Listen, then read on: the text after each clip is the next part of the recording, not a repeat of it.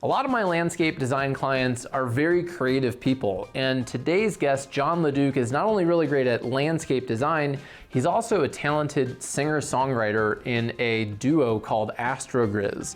And in today's episode, we're going to talk about how he has a legitimate, successful band, a business, and babies. He's a busy guy. So this is a great conversation because Jon talks about how he's able to balance all of the time and the benefit that it actually has to his company. So if you run a landscape company, check out today's interview. We weren't getting the leads that I knew we could. We weren't getting the right leads. What started happening is that our leads are more qualified. Our sales have probably gone up by about 10 to 15% a year. We're going to increase our sales volume by $1 million in a year. Hey everyone, welcome back to the Landscaper's Guide. My name's Jack Jostes, and today I'm excited to have my client Jon LeDuc from Outdoor Lifestyles. We're talking today about having a life. Having a life in, or rather enjoying different aspects of your life and your business, and in your case, music. So you're in the band AztroGrizz, which if I'll put links to that in the show notes. I've been listening to you guys on Spotify and YouTube and everything. It's been super cool, Jon. So tell us though, first, who are you and what is Outdoor Lifestyles? Yeah, so Jon LeDuc, Outdoor Lifestyles, landscape design, construction company, and maintenance and snow as well. And it's me and my partner Brandon Knight. And yeah, basically we've been around since 2015.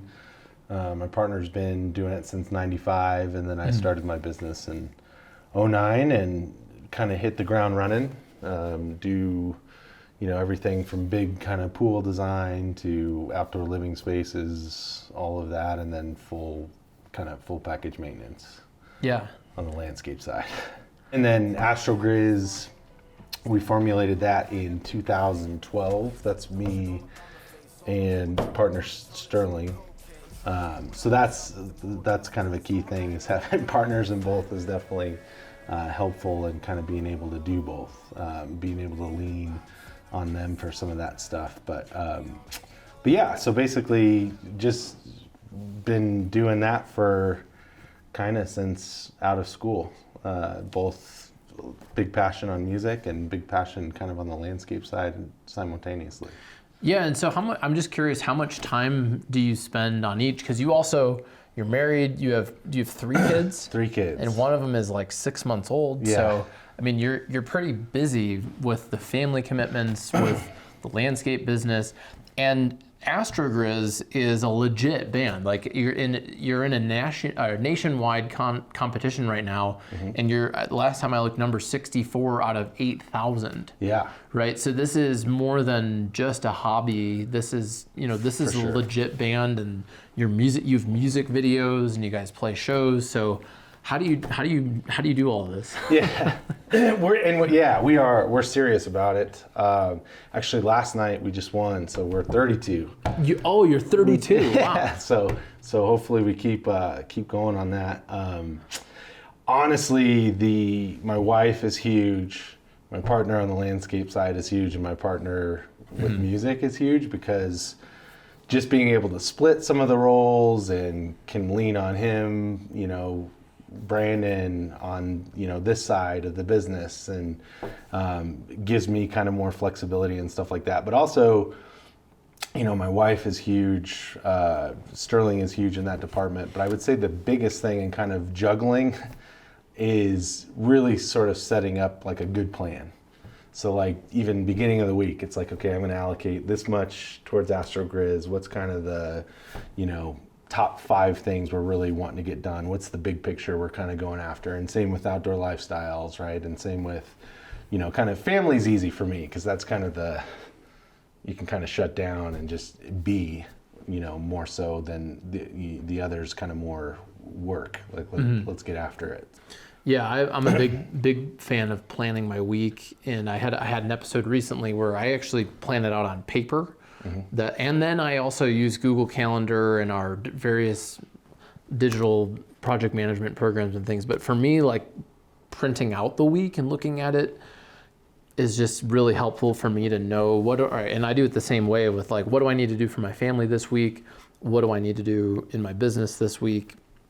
And then it's partly just sticking to it. We've both gone through the period of 80 to 100 hours a week, and I don't know if you can skip that, but there's a certain point where you can stop doing that. How did you reach that point where you were able to decide to work 40 to 50 hours a week? Yeah, so I AztroGrizz and especially the landscape company, because that's, landscape right now is definitely what's paying, the bills, but it's that hard kind of grind. And then I think as you are able to start, okay, I can take off this hat, okay, I can take off this hat now, and you really start to put people in place to where you don't have the 30, 40 hats, and you're able to kind of focus more, then it's like, okay, here's 40 hours I have to give, here's 50 hours, whatever kind of that number is. What am I best at? Like, is my time best suited, running around looking for the best deal on tires? Probably not. Like, I need to be able to kind of pick and choose, okay, this is very important, kind of on, like, I guess the immediate. So like to me, like I'll have immediate things, like there might be a big client we're about to sell that week or something like that. So that's like very important. But then also I want to, spend time towards big picture stuff. We need to upgrade, like a video on this, or I want to put together a video for that, or update the contract, or kind of whatever it is there. So like I said, setting that up in the week, like what is my important kind of hit this, that's everything to me. Because if I do kind of start drifting off and doing like kind of tasky things, I can kind of get back and be like, no, we got to get back to kind of, these 5 benchmarks that I was really trying to hit that week. So how much time are you spending? I'm sure there are some weeks where I know that you actually go to Atlanta, Georgia to record the songs and produce them in a studio. Yep. And so I imagine you're there for a few days or even a week at a time for that, right? Yep. So there's those little stints where you're like, that's what you're doing. Yep. What about in a normal week? How much time are you spending on music? I would say, a normal week is probably more like 10 hours. But then like you say, like we kind of have those, big high intensity weeks, and that's like, you could have 60 hours almost in like a 3-day, 4-day period. It's just like wake up, write, record, kind of grueling. But I think one thing we've really done well is we don't have a lot of kind of fluff time, I guess. So there's not a lot of time, and that's by nature, right? We do have careers and we do have family and everything else. So we can't like go to the studio and hang out for 12 hours and kind of like come up with ideas of songs. It's like, I'm writing on my free time at home, Sterling's writing on his free time at home, and then when we get together, it's like we've got the ball's already moving, and it streamlines a lot of kind of the thought process and kind of things that can be slow. So when we had lunch the other time you were here, I learned that you're sober. Yeah. So I'm sober too. I've been sober for coming up on 6 years, and I know for me, I feel like I've gained at least 2 hours of the day. One at nighttime, maybe several at nighttime, but more so in the morning. I just wake up and I'm like, let's go. I'm rested and ready to have a great day. So I feel way more productive. I'm able to produce more content. I've been able to enjoy working out and my family, and it just feels really good. So I'm curious, how has sobriety impacted you? That's nail on the head, and kind of getting back to, that free time. How do we allocate our time? There's only so much time in a week, whatever. Well, that was kind of a big push, for me. It was like I kind of had to take a step back and say, okay, if I'm really wanting to do this still and still really be serious about, not just music as a hobby, like we're serious about it and we're serious about landscape. Like, is this feasible? Well, we kind of took a step back and it's like, well, what am I spending other time on? And, is there fat? Again, is there fat that could be trimmed? And there's a ton of fat in that. Like you don't think, like you don't think about it. But yeah, even just like, you know, I think so many things are geared towards like, you know, we get together, even if it's a networking event or whatever, you know, get together and have some beers and blah, blah, blah. That's all great. But it's like, I could be spending that time, like, I still think the networking is great. I still think getting together, doing, you know, stuff like this, like the lunch we had, those are the benefits huge. Now I can wake up at 5, 6 in the morning and be charged and ready to go. And that block of time just, you know, able to be spent. I totally agree. And yeah, the networking, I've actually found that it's improved my networking because I'll see people that I haven't seen in a year and I'll remember what I talked to them about a year ago. They're like, how do you remember this? And I'm like, I didn't have 3 beers while we were talking. So I remember you. Right. But you're so familiar, you know, that's selfishly has been another business benefit of it. But there is, you know, I was listening to music and some of it's about drinking though and going to the club and stuff like that. But that's tongue in cheek, you said. Yeah. So tell us a little bit about some of the lyrical content and. Yeah, so I think like, so one of our newer ones is called Burn a Day. Mm-hmm. Yeah. So there you go. I mean, right in the title, Burn a Day. It's fun song. So if you hear it, it's not like this, you know, hey, you know, this is a problem. You need to get. I don't think we want to be in anybody's face about it. Right. And and I'm not like most of my friends, you know, are still drinkers and stuff like that, and I love hanging out with them. But it's, you know, for me, Burn a Day, it's like a happy-go-lucky song, but it's all about kind of going out and drinking and blah, blah, blah. And it's like that next day is wasted, like burn another day. Like, oh yeah, we had so much fun. What did we do again? Oh, that was cool. Yeah, I kind of remember. Like, and then it's like that whole morning or whatever, that whole next day kind of gets burnt. So that's like, again, kind of tongue-in-cheek on the sobriety thing. To be honest with you, I was wondering if it was going to affect like the writing, you know, just not at all. If anything, we're just way more productive. And like when we do go out to Atlanta, it's like an oiled machine. Like, okay, we'll spend this time, I'll be writing, Sterling's in the booth, he's recording, and it's just like go, go, go.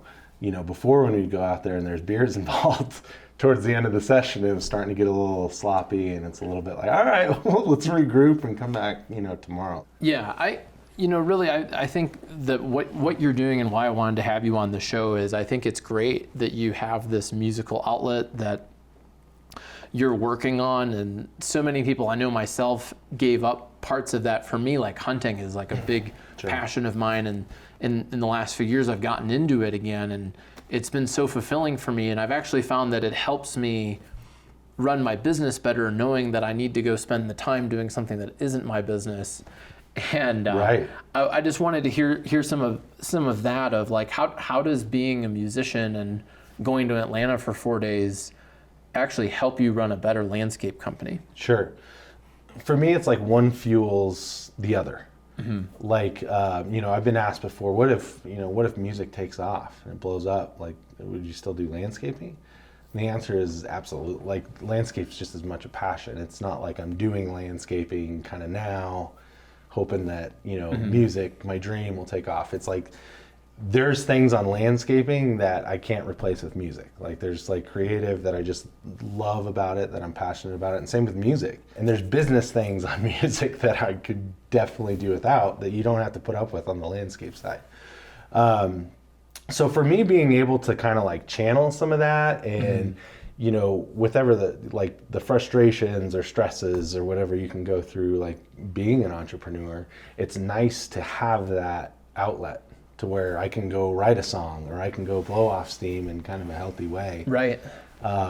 So to me, it's like, if I'm going to put, let's say 45 hours in next week, like I feel like I'm a lot more in like that flow state, as opposed to like a kind of a doing it sort of mentality where it's just like as busy, you know, it kind of clears the clutter for me. Definitely. So, yeah. How do you write music? How does it, like, do you write the melody first? Does Sterling send you a beat and say, hey, write something to this? Or like, what I'm sure it's probably all of the above, but generally, what's your process like for creating music? Yeah, so it's usually we hear the music first. So we have a bunch of different producers and stuff we work with. The producer we work with in Atlanta, he does a lot of amazing beats and stuff like that. So he might, for instance, send one over and say, hey, I think this one's perfect for you guys. And we'll listen to it. And it's like, holy cow, like right there, you know, it's like, this is going to be, like, you just get that feeling like this could be an amazing song. I think that's kind of the start. And then do you record some at home? Oh, yeah. Yeah, so how are you doing that? Yeah, so so again, this is like kind of getting back to the efficiency thing. I'll hear like a beat and I'll start going to town and just writing. This is at my house, right? This might be when the kids are napping or something like that. And it's like, okay, I can work with that. I'll record it on my phone, just kind of the cadence and stuff like, because you can forget. I mean, like, oh, totally. You know, you write something, it's like, oh, it's amazing. And then you put it down for 10 seconds. And I agree. So I actually write a lot of music. Well, I don't write as much as I used to, but I use the Voice Memos app on my phone, and you just sing something and record it. And it's so amazing to have that. To me, what's so amazing, like kind of getting back to, like, I don't drink anymore, but you can forget, like you have something and you write it or whatever, and it's like, oh my gosh, this is amazing. And I've had where like a phone call comes in, and I take it and I like get back to it, and I'm like, wow. How did that go? Right. So yeah, I'll voice memo it, and then usually Sterling and I will get together. We have our own kind of home studio that's actually at our office, Outdoor Lifestyles office. Oh, really? Yeah. Okay, you're gonna have to send me some photos. Oh yeah. So Sterling's local then? Yes. Okay. Yep. And we'll get together and we'll kind of record concepts, and then so by the time we go out to Atlanta, we have 8 to 10 concepts, and kind of ready there, and our producer kind of will be like, I don't know about this one. So what's the first song that people listening should go and check out? What's a good first AztroGrizz song to listen to, and why? Maybe actually the video Awake. I think that's just good because it kind of has a lot of elements, and depending on it, like if you like country music or rap or hip hop or whatever, that tends to be kind of the most open door. But man, our music goes everywhere, from kind of more funk feel, pop, hip hop. Yeah, and then I think from there you can kind of there's some good videos and stuff on YouTube. And yeah, I definitely enjoyed it. And one of the songs, what was the song we were texting about that had the guitars? Oh, Whistleblow. Yeah. Love the guitar parts in there. So that was a live band? Yep. That you played with? No, so producer, and like he had 3 guys come in, and that was awesome. Live instrumentation. So we'll roll some clips of this in the podcast. And Jon, thanks so much for coming on the show. Jack, thanks for having me. That was awesome. Jon LeDuc from AztroGrizz. So check out AztroGrizz and check out Outdoor Lifestyles. I heard they have a sweet website. Yeah, an awesome website. Yeah, they absolutely do have an awesome website. You do, actually, and the photos that you guys post are, I mean, the landscape work you guys do is super inspiring, outdoor living spaces, and it's always fun to post new photos on your site. Yeah, and we appreciate you guys too. We've come a long way since we started working with you, so. Cool. Yeah. Well, thanks, Jon. Right on, Jack. Thank you.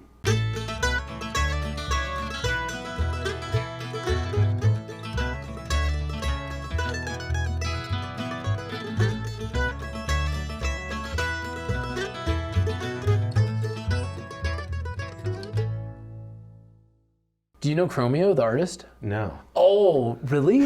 No, I don't. For real, dude? No, I don't. You don't know Chromeo? I don't think so. You got to listen to Chromeo on the way home, because they're a duo. Okay. And they are phenomenal. Okay. And dude, you don't. No. I'm telling you about Chromeo. Dude, Chromeo, I'm hoping that you like Chromeo. You're either going to be like, this is the lamest, cheesiest music ever, or you're going to be like, this is sweet.